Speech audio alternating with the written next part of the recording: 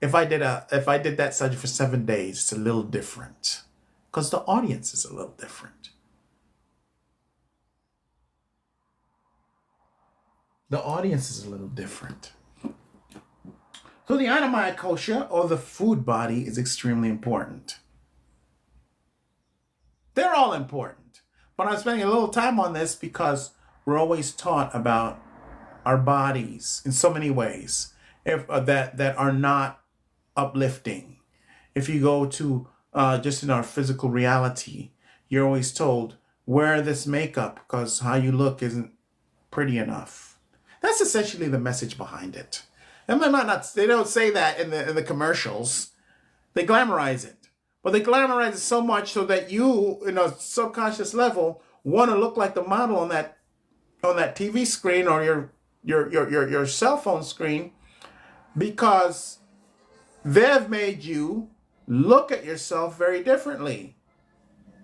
And now you think that something in a screen is more attractive. I'm generally talking here, not talking about you in particular, but generally speaking, that's what happens. So you want to look like something else. In the UK, and I believe in the UK and in Australia, and I think the Commonwealth, many of the Commonwealth countries, South Africa, the UK, some places in the Caribbean, Australia, New Zealand, when a woman is going to put on her makeup, she doesn't say makeup. If anybody is from the UK here now, please let me know if this validates. I lived in Australia and I spent time in the UK. That's why I know this. But someone here, if you're from the UK or any of those countries, please validate what I'm saying right now. Or invalidate it. If just before going out, a woman will go, oh, I have to go put on my face. When a woman says she's got to put on her face, that means she's going to put makeup on. Because that's literally what's happening. You're putting on a different face than the one that you were born with. This is not being critical. This is just saying how the programming works. This is not being critical of anyone or anyone that wears makeup. I'm just pointing out how the programming works. Okay? Don't take it personal. Please don't go throw out your makeup bag and everything because of something I said. Not asking you to do any of that. You do what pleases you. And so you see, everything is telling you that what you have is not good enough. That's the point I'm making. Wear these clothes in this fashion so that you can be in, and so that you can catch the eye, whatever it is they want you to wear the fashion for.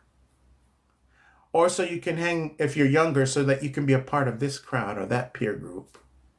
You won't stand out and be teased because you're not in fashion. You see? So everything. And then it's really, because it's geared more towards putting women down than anything. And then you get to the really sick part of it, where they show you models that are so thin, they miss one meal and they're 1 foot in the grave. They're so thin. It's disgusting. It's unhealthy.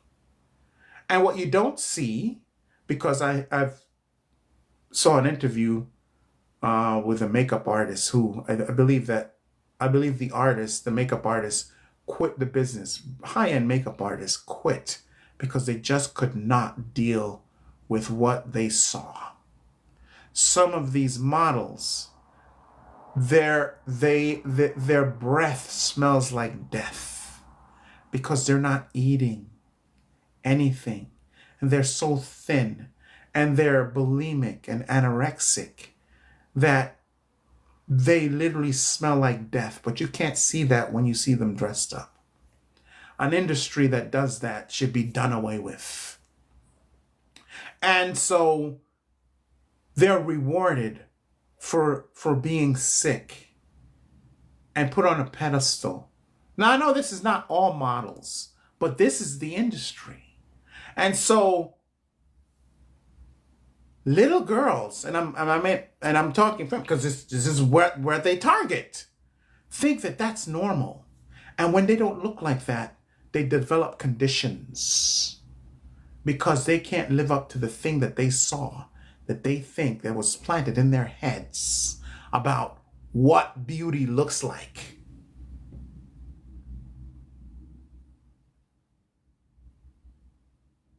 Right?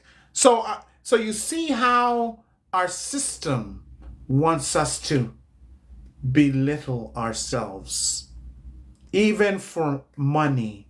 And then if you go to the religious systems, they want you to belittle the body, calling it just flesh. Because they want to take ownership of it. I'm talking about the systems, the businesses that make money, the systems that make money off of your pain and suffering. Right? So I want to point that out to let you know, take ownership of your body and go within to find the value. Because if you try to find a value outside of yourself, you're going to end up in knots.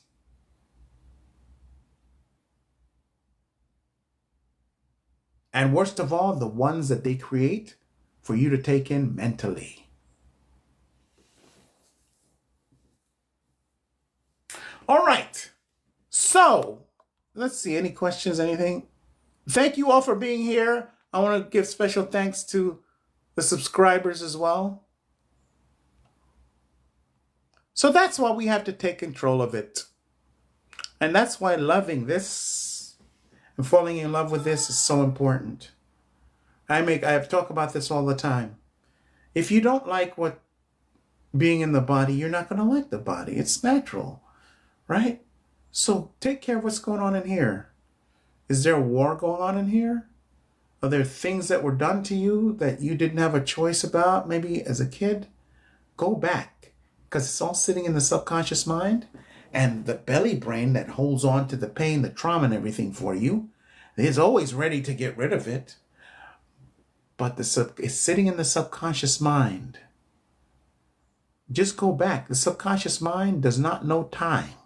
It doesn't exist there. Go back. Reparent yourself. Go back. Put yourself in the situations and put yourself in charge of the situations that have brought trauma to you and change them. Once you go in and you heal them, and there are many ways, many books. There's the Shadow Work book, the Inner Self book, many healers. You could come here to All One Consciousness, me, Papa Guru, and Aralia, and we can help you in that way. There's so many ways to do it. Go back and you take charge of every situation because you can, because it's your life, and you can do whatever the hell you want with it. So you can go back to every situation. Remove whoever was supposedly in charge and put yourself there, and you do for you what you would do for yourself. Subconscious mind only knows what you think and only knows you. The minute you remove the characters and you put yourself there, the subconscious mind only knows what you want and what you do and what you desire and what you want. And it does it. You are not beholden to hold on to anything. Oh, this happened to me as a child. This is how I was taught. This is what, none of that means a damn thing. Your subconscious mind is sitting there, and if you want to make a change, and you really, and it comes from the deep feeling and emotion for that change to happen, it'll happen. It'll happen. And in our community, we're going to offer so many tools that are simple that you can use. You're going to be like, you mean this is all I have to do? Yep, this is all you have to do. You just have to be consistent and let the spirit within you do the work. And you let it all go, and you bring the things in that's going to evolve you. And it's all done through this body. All done through here. Your body is precious. Please remember that. All right, now we're going to go to the second level of body, which is the monomycosia. Monomycosia. I'm glad you guys are here because I'm not going to go back and repeat this, what I've just repeated. I'm just not going to do that because this is a repeat of Thursday. Monomycosia is the mental body, the mental aspect, the mind, right? And the mind is important because the mind is where the battleground is. You know, I talked about earlier about advertising, and they want you to look a certain way by buying their product, getting their money, spending your money with them, and then the other institutions, the religious institutions, want you to belittle the body so that the beings that they serve can take it over, right? And government wants you to do whatever it is you do so that you can pay them with your taxes. You use the body for that. They want you to feel that your body is a mule for their benefit, paying their taxes. Right? Everything wants to own this. The battleground for owning all of this is the mind. They have to get you to think a certain way. Their jobs is to win, and politicians use this all the time, especially when it comes to election time. Or when they want you to go to war. What do they have to do? They have to win, and you hear this. Some of you have heard this term. The hearts and minds. Have you not heard that term before? Someone, please tell me. Please tell me if you've ever heard that term before. Put a yes in the comment, please. Put a yes. Give me some confirmation. If you've not heard it, yes, you've heard it. Hearts and minds. That's the battleground. They have to go to your mind and convince you to vote for them. And then they want to go into the heart. Because if you do that, then you will kill, murder, maim, and anything they want you to do.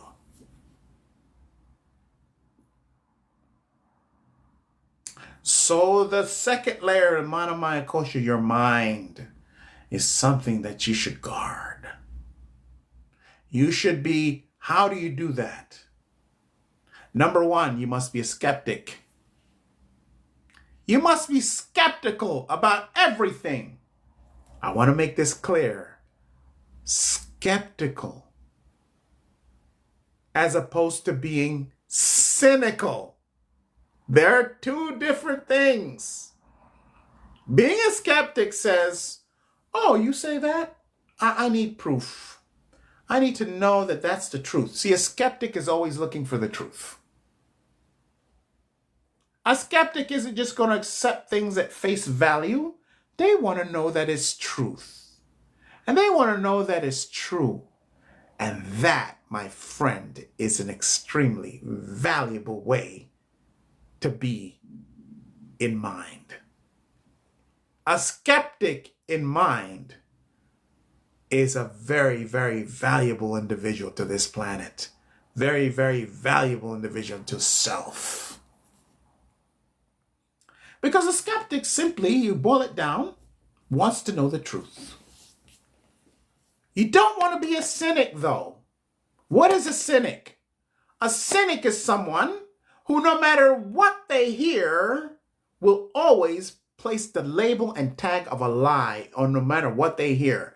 You could tell them the truth, show them the truth, give them the way to the truth, and they still don't believe. That person is hopeless. You leave them alone. You don't want to become a cynic because you're no good to anything, not good to yourself, not good to anyone, not good to life, not good to this planet. You're good for nothing when you're a cynic. Skeptic needs proof, that's right. But when you're a cynic, not even the truth will you accept. And you don't want to go there. So with the mind, you protect what goes on in your mind by being a skeptic. And don't misalign skepticism and cynicism. Don't, evaluate yourself, because you could easily slip into cynicism from skepticism. And if you find yourself not believing anything and not even wanting to look into anything, then you're slipping into cynicism. Just go, hey, all I want is the truth. Show me the truth and I'm good. And you'll always remain in there. That's the key to knowing where you are in between those two. Do you want to know the truth? And do you accept the truth when you get it? If you do, then that's healthy. Right? And so you want to also know what the mind does, because in the Manomaya kosha, you have the subconscious mind and you have the conscious mind. The conscious mind in the world of gender is the masculine, and the subconscious mind is the feminine. The skeptic lives in the conscious mind, lives in the masculine mind, or not lives in, but rests the skepticism in the masculine mind, because the masculine mind, the conscious mind, decides what gets in and what gets pushed out.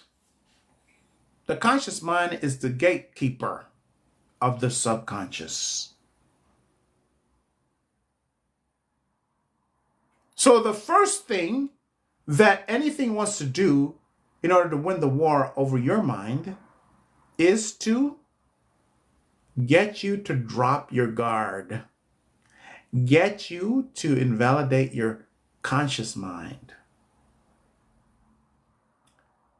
Give your conscious mind respect. Listen to it. It's a work that you have to do because the ego is also in the conscious mind. The ego is important because it is the protector. It is part of that, where that skepticism lies, right? So your ego is extremely important. You simply need to learn where it should be and where it shouldn't be. We're not going to get into that today because that's a whole nother thing. And that requires a workshop, a course, or something like that, where the focus is very, very, very on point. But the conscious mind is where is the thing that will be targeted.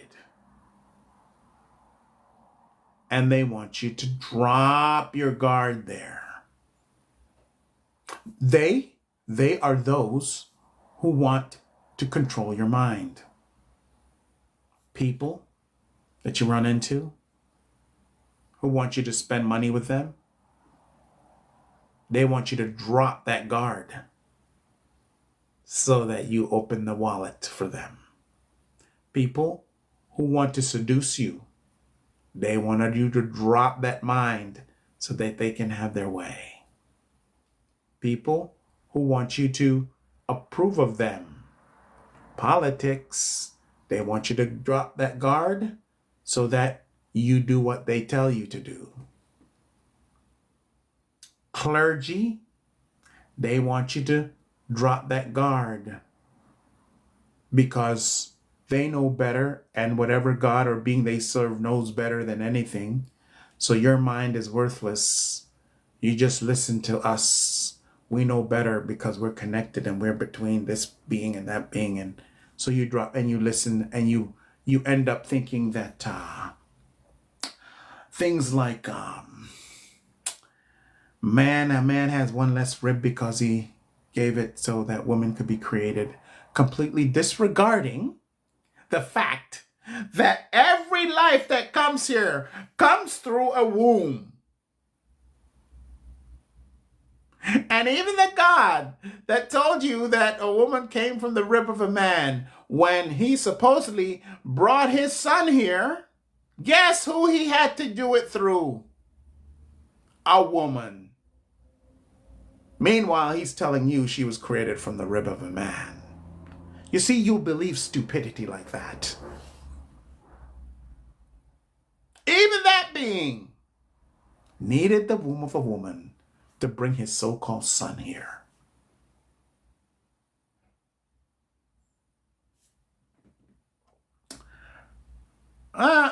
Let's see. Subconscious mind is the creator and conscious is the manifester. Yes, true. Fokozile, hey, great to see you. I haven't seen you here in a while. As skeptics, we are often labeled as rebels where there is no truth or inconsistency. Yeah, you're labeled as rebels and conspiracy theorists as well. They got all the labels for you to drop your guard and the guardian mind, the conscious mind.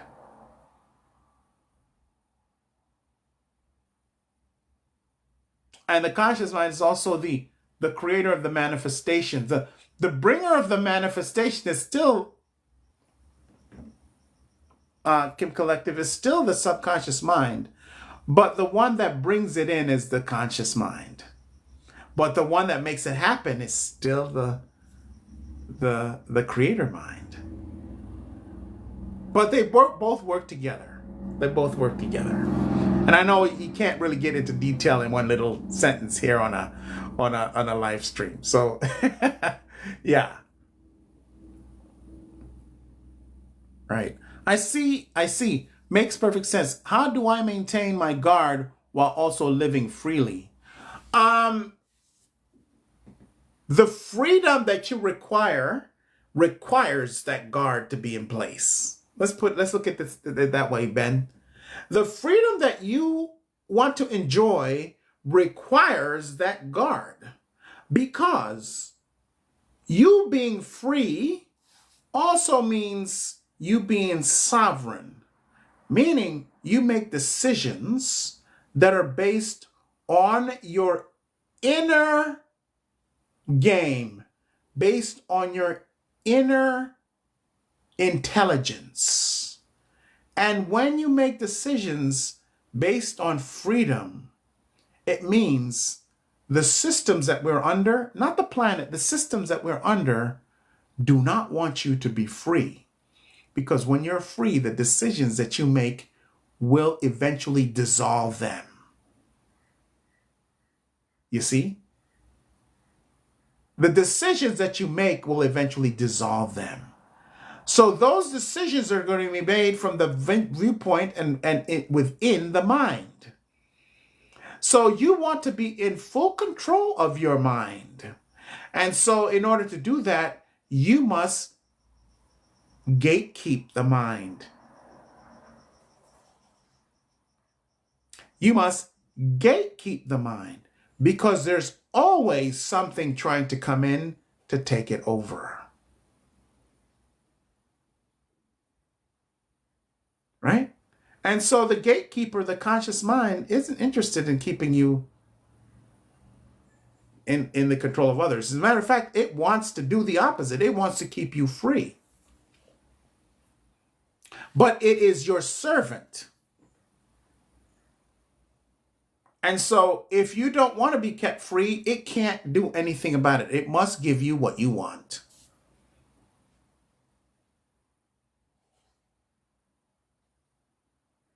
It's like a game of chess in this plane. Yes, it is, Kim Collective. It is, exactly. It's a way of doing it. Because the modus of operandi, or the tactics and the strategies, change once you have figured them out. So you have to be one step ahead. See, I've been studying advertising, right? And do you know they come up with a tactic as soon as people figure it out, they come up with a new one. You know how they used to, okay, I'll give you an example. You know the 1-800 numbers that call you, or the numbers that call you and they're not in your zip code or area code, sorry. And people are hip to that. If it's not in their area code, they won't pick up the phone. They won't answer their phone. Do you know what they do now? They have created a system that when they call you, it's a phone call that looks like it's from your area code. So you pick up the phone. Y'all know about that, right? So people figured that one out already. And they'll come up with something new. I get all kinds of political texts. I block them all the time. They figured out how to go around the block. The way around the block, no matter how many are blocked, they still come. So you see, they develop different strategies, different systems, depending on where you figured out. So you just need to be one step ahead. That's all. And you can move faster than them because they have to worry about a collective. You just have to take care of you. The minute you figure out, you're finished. They're finished, rather. The advertisement is insidious. They figure out different way. Once you figure something out, when people figure out something, they come up with something different. You simply need to be a step ahead to know. And it's easy to do. Simple and easy. You just know that your conscious mind is the protector. Your subconscious mind is the creator. I'm just simplifying it. There's more to it than that, okay? More to it than that. And that everything, if you know this one thing, you'll know everything. Everything that is not you is trying to take over your mind. If we're dealing with this system here. Everything. We just talked about advertising. We just talked about a bunch of other things. Everything is about taking over your mind. So the Manomaya Kosha, the mental, is extremely important because that is where the battleground is. The battleground is not really in the physical because very rarely do you see it, but someone will come drag people off the street. We see governments and in history that have done that. It doesn't last long. If they physically try to control people, it doesn't last long. Because the people will rebel against it very quickly. So that's why you don't see that as often. You'll see it. There are places in the world where that happens. But very rarely. That doesn't happen in most places. What happens is the mind thing. Because for them to control your mind, you have to make a choice for that to happen. Whether it's a choice made out of ignorance or whether it's a choice made out of, knowing what you're doing. So it's much more safer to do it in the mental space, take control of an individual, because unless it gets really, really too far to the other side, you won't have a revolt on your hands. Because people know that they've chosen to do that. Or somehow or another, they had a decision in their own enslavement. If they control the mental plane, they got you controlled in the physical plane. Very good. That's it right there. So they killed two birds with one stone, Ben. That's absolutely correct. Very astute point. If they control the mental plane, they got you controlled in the physical plane. And you see this all the time. The biggest ways. And I'm going to talk about all the systems of control, but you see this all the time. I'm going to mention something that's that's out of alignment with what I usually say. What I usually talk about government and religion. Let's go to something else, right? Sports. Have you ever seen a fanatic? Anybody here that's a sports fan? Or I've seen a sports fanatic. Fan stands for fanatic. What does a fanatic do? Every time that team is playing, they're there, they're cheering. The body is there because the mind says so. I used to be a big sports fan. I still watch highlights and stuff like that. But I haven't watched a real game. I used to love watching football, basketball. As a kid, I grew up with loving baseball, even hockey and all of that. I don't think I've watched a full game in 10 years. I'll watch the highlights, because I still like the game. I'll watch the highlights. But no more being a fanatic. You see? Because this is a big, because if you're 1-2, this is not being critical of you. Please, don't look at it this way. I just want you to see that if something has a hook in you, how a hook works. So you got your favorite hometown team, and when they're playing, you make sure the calendar's clear. What the kids got going on? Okay, make sure we take care of that. Timmy got to be picked up at 7. That game's at 8. So I'm gonna make sure I get there 6:30. Pick Tim up. What does Timmy need? He needs this. All that's gonna be set so that at 8 o'clock I can watch my game. You see, because you are a fan, you are dedicated to that. You receive enjoyment from that, and you're hooked. It's a kind of addiction. So you make sure nothing gets in the way of that. So the people that own that team, that's what they want. Right? I'm saying enjoy the game and enjoy life, because you're here to enjoy life. Just don't get consumed by any of it. That's all I'm saying. That's the key. I might watch the Super Bowl this year. I may not. I haven't watched the last 5 of them. You talked to me 20 years ago and told me I would miss a Super Bowl, I would tell you were crazy. I've missed the last 10. So this is not critiquing you, telling you, hey, don't, because this is not religion. I'm not here telling you not to do anything. I'm just pointing out how the system works and how you can observe how it works, because it uses everything. It uses seduction, because there's a seduction that goes on to reel you in to be a sports fan. That seduction is in the highlight reels. That great one-handed catch that Chris Carter makes all the time, or used to make. That 400-foot home run from Aaron Judge of the Yankees. Just to kind of know the names, because that's how deeply I was into that stuff. The 99-yard touchdown run. Tell me something. That's not exciting? No matter who you are. You watch Barry Sanders run the football in his highlight reel. Your heart is in your throat all the time, and you're just shaking in ecstasy. It's seductive. You see? It's seductive.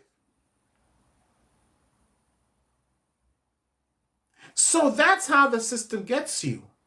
And so while you're enjoying that, just know what is going on, because there's a difference between someone who gets caught up in that and it's their entire life. And if you were to take it from them, they would darn near kill over it.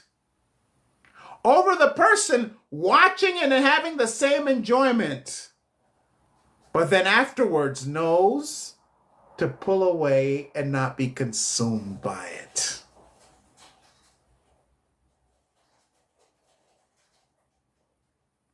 That's the difference. And the difference is, you've got a workshop you want to go to, but you're a Dallas Cowboy fan. The workshop is at 8 o'clock and the game is at 8 o'clock.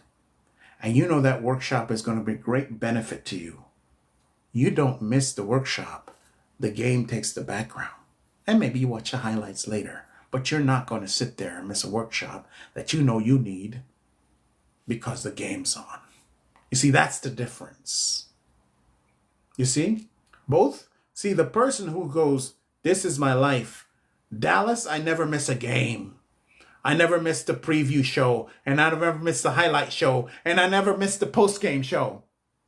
That's a fan that's consumed. And that whose mind is completely under control of something outside of them. Whereas you got this guy, the other person, well, I like watching Dallas. If I can catch a game, I'll catch it, I'll enjoy it. But life doesn't stop for the game. You see the difference? So it's not a don't do this, don't do that. It's a look at this and see what is going on so that you can be in better control of the self. You see? That's the difference. Manomaya kosha, the mind. That's how it's important. That's how important it is for you to have control of it. Then you have pranamaya kosha. I better hurry up because I might not get the pranayama. I might have to put it off. Pranamaya kosha. If you then look at the first thing as I got this from someone else. This is not my own thought, but it's great. It's so good. I decided nothing better than this. Who's also a guru. And he says, if you look at the body, it's like the hardware that houses everything. The mind is like the software. So you have the software and the hardware and it's sitting on your table. It's a computer. It is just a pile of rubbish, plastic, metal, and circuit boards. If you can't plug it into quality power. Yeah? So the quality power to run all of this is prana, pranayama, the breath, the life force. So if you are aware and have respect for the part of you that is the life force, the breath, then you'll take care of all of the instruments that hold and allow the breath to flow. You'll take care of your lungs. You'll take care of the nose. You'll take care of yourself because the precious prana that runs through your body, the quality of it depends on the quality of those tools, those organs. Right? You'll probably do a little breathing exercises. You'll probably try to become familiar with breath work. You'll become familiar in cleansing the lungs and the respiratory system so that it's healthy. And when you start doing that, Spirit will start bringing you information for you to be able to do that easily.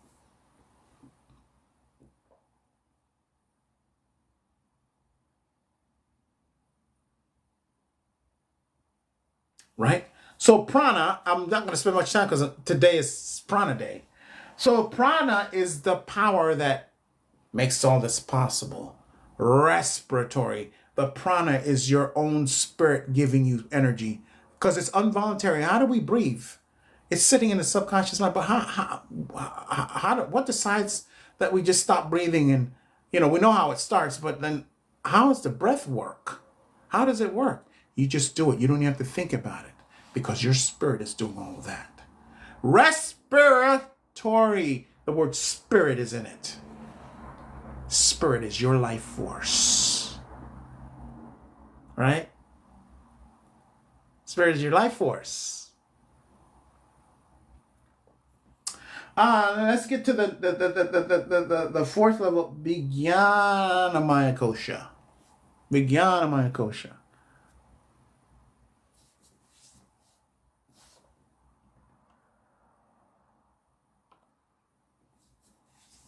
Vijnanamaya kosha. I just got the triangle. I really missed this channel and great teachings. You just confirmed the talk I had with my daughters. Oh, wow. That's fantastic. What kind of, now I'm curious, I have to ask you, Dokozile, what, you don't have to get into detail, but just give me, what was the talk you had with your daughters? You're welcome, Nicole. Hey, by the way, sign up for the newsletter. You just go to the profile page, click the link, and 15 seconds you sign up for the newsletter. We're coming out with something big and something really, really cool soon. A community for people like you and I.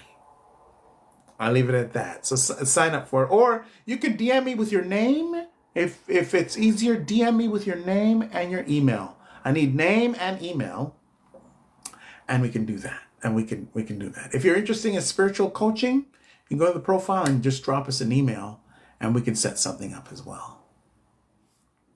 Yeah, I'm going to, Nicole, I'm going to get deeper into prana. I'm going to talk about the 5 dimensions of prana as well, okay? So I know that was great information brought to you by Spirit. So it's literally Spirit talking because Today I kind of did some preparation, 10 minutes. But usually I don't, because Spirit is the one talking. That's why a lot of you say you just bring up something that I had, and a lot of times it happens a lot in our lives where someone will say, I needed confirmation for that, and you talked about it. And the reason for that is because Spirit knows what each and every person here needs. And I'm just a vehicle bringing that information to you. Right? So Vijnana Maya Kosha has to do with intelligence, wisdom, even intellectual intelligence. So it's in the yogic system, they separated the mind and intelligence. Right? So it has to do with that. That's pretty self-explanatory. But, and by the way, there are different schools and trainings to help you strengthen all of these. And we will be doing that in our community. We will be doing that in our community. But I want you to remember it's a community, so you'll be actively involved. And we have things there for you to be actively involved as well.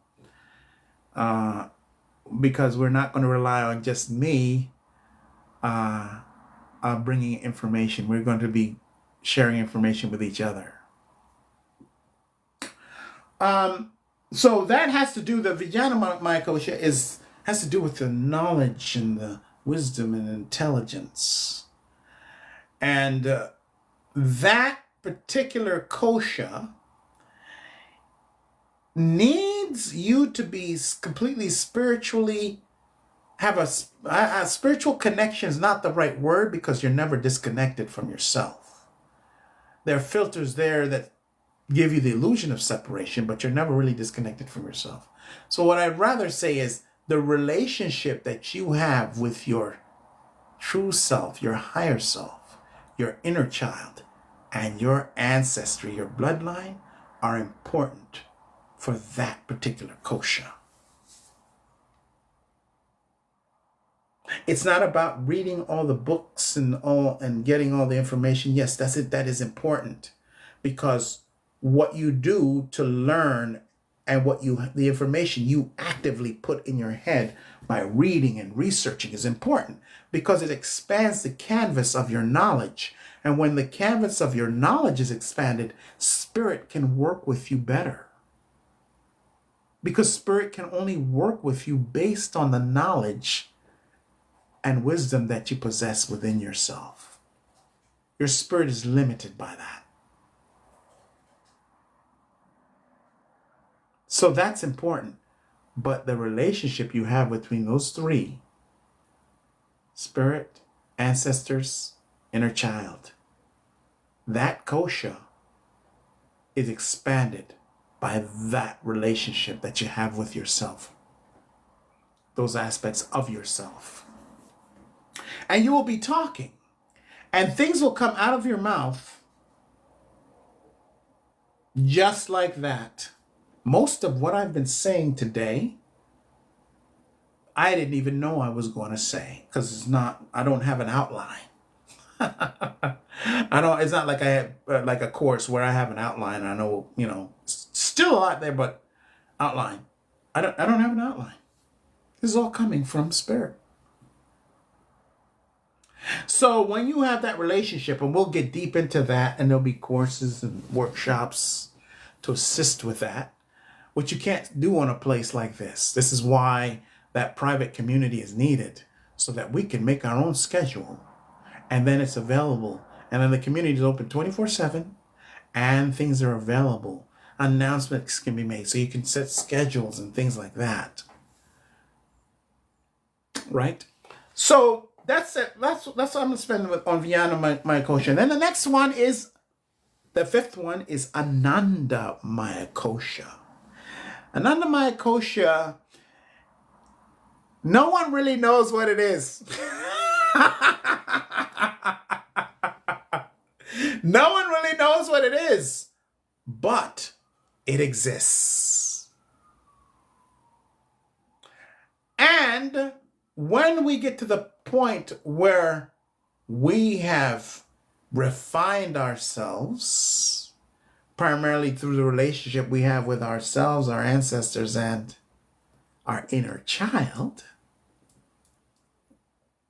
then we're on the road to that. And so the Anandamaya Kosha is also known as bliss. It's also known as the bliss body. So all of these, kosha means body. Kosha means body. So Manamaya Kosha, the food body, the physical body. Annamaya Kosha, the food body, the physical body. Manomaya Kosha, the mind. Pranamaya Kosha, the breath, the life force. Vijnanamaya Kosha, the intelligence, the wisdom, that. And then Anandamaya Kosha is also known as the bliss body. So kosha means body, the bliss body. No one really knows what that looks like, but those who have touched and have acquainted themselves with the bliss body, they can describe the feeling. They can describe what it's like. And they often describe it as just sheer bliss, orgasmic in its nature. Not the kind of orgasmic feeling you get after intercourse, but completely different. Cannot be described or compared to any kind of thing that we experience here. So this is when you have all of these bodies refined and your emotions refined. Then you touch that. You don't have to die to go to heaven. Those who promise that. I used an analogy the last time. I should use it again. Right? The Popeye analogy. In Popeye, he had an uncle named Blimpy. Oh, Blimpy used to go into these, he loved hamburgers. He'd go into the hamburger places and he would say, and some of you, if I mess this one up, you can please correct me in the comments. He used to go into these burger places and say, "Give me a burger today and I'll repay you on Tuesday." And he would never pay. He'd go to all these different burger places. "Give me a burger today and I'll repay you on Tuesday." That's what these systems are. Give me your life, your money, your energy, your children, everything, your tithes and your offerings, and we'll give you heaven later. They're just another Blimpy. That's what they are. Give me a burger today and I'll repay you on Tuesday. That's what they are. You can have your burger and eat it too. And when they come in, and when their version of Blimpy come knocking on your door, offering you salvation, a way out of your problems, and most of the time they don't even give people anything. You're down and out, and these people, because these systems have their people, and they'll come to you, "Oh, I know how you can get help." And then you walk into these systems that they have, these religious systems, cults, even government programs and all of that. Oh, they all have their stuff. And they relieve you of that pain point that you had. And then most of the time, they don't even give you anything. They just say to you, "Stay with us and you'll never go back to that experience that we just took you out of." And you get nothing else. Meanwhile, they're getting your offerings, your energy, your time, your everything. Meanwhile, just a little bit of self-discovery would have taken care of that for you. And you'd kept all your money, all your time, all your stuff to invest it in where? Yourself. All they are is a bunch of Blimpies. All right. Okay, let me look through questions here. Thank you for explanation of prana, blah, blah, blah. In spirit, essence of us. Is spirit the essence of us? and also the field in which we operate. Is that a question? Yes. Spirit is our essence. Yes. And also the field in which we operate. Yes. And because a lot of times you hear people say, spirit is within me. And I say that. Even I say that out of habit, to be honest with you. But the truth is, our spirit is not inside of us. We are inside of our spirit. We are inside of spirit, not the other way around. So, yes, Kim, absolutely.